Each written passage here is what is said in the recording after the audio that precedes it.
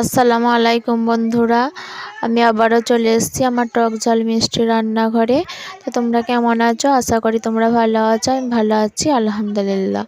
তো আমি প্রথমে বাটা মশলাগুলো বেটে নিচ্ছি, দেখতেই পাচ্ছ। আমি আর মুখে বলছি না, তো আমি কী মশলা বাটনো আমি দেখিয়ে দিয়েছি। তো যাই বা হোক, আজকে আমি চিকেন রান্না করব, তার জন্য মশলা বেটে নিচ্ছি।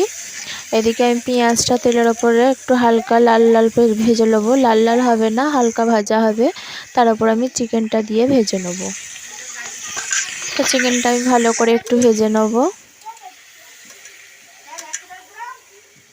তো চিকেনটা আমার এদিকে ভাজা হয়ে এসছে। তো আমি এর মধ্যে নুন দিয়ে দিচ্ছি,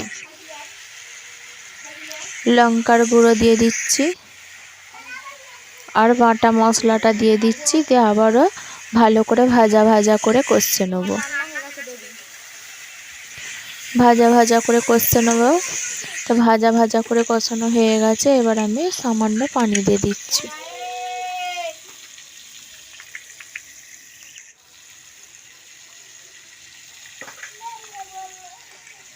তো তরকারিটা আমার হয়ে গেছে, বলক ছেড়ে দিয়েছি। তো আমার কাছে টমেটো বা ধনের পাতা আমার হাতের কাছে নেই, আমি দিতে পারিনি।